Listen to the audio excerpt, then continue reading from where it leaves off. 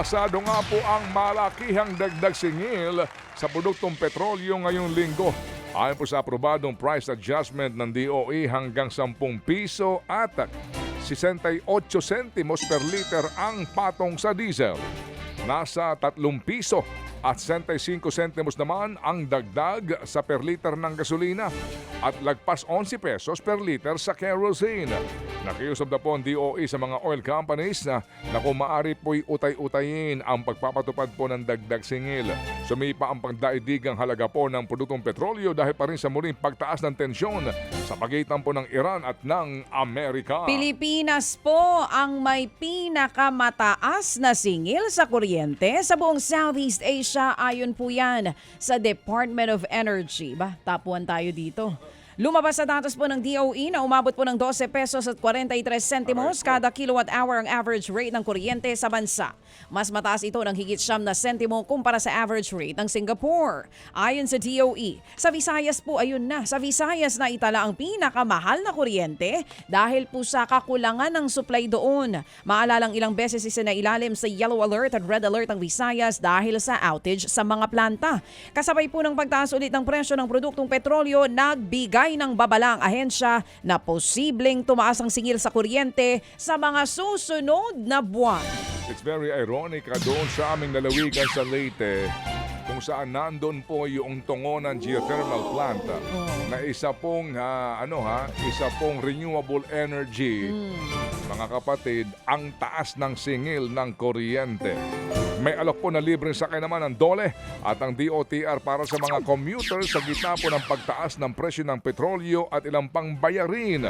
Sa ilalim po ng inisyatibo ay maaaring makasakay ng libre ang mga commuter sa ruta ng Loton at PITX sa Taft Avenue.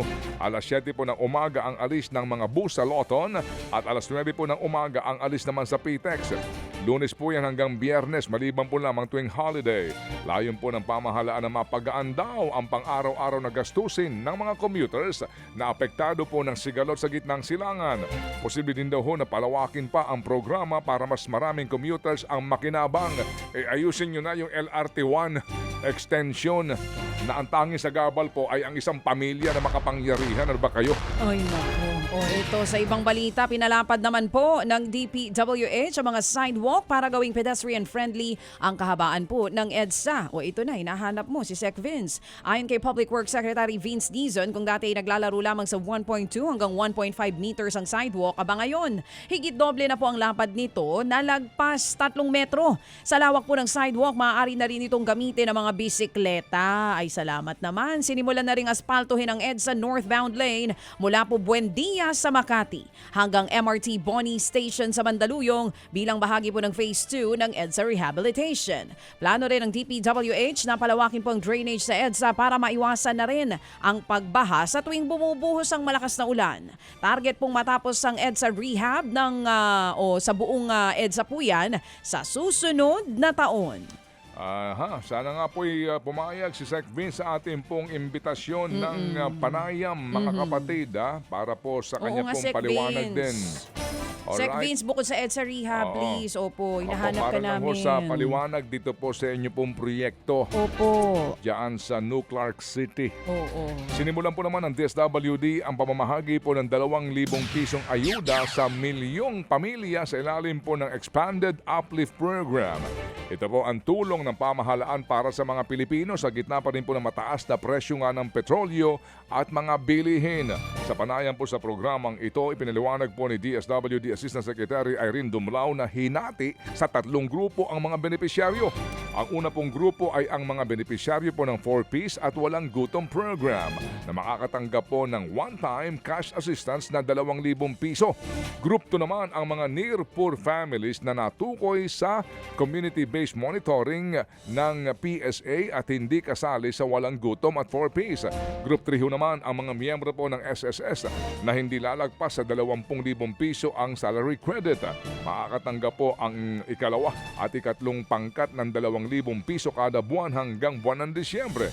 Nasa 55,000 piso naman ang inilaan po ng 55 bilyong piso naman ang inilaan ng pamahalaan para po sa naturang ayuda. Ipinaliwanag ho din ng Dumlao kung bakit ilang o isang beses lamang, makakatanggap po ng ayuda mula sa Uplift ang mga benepisyaryo sa Group 1.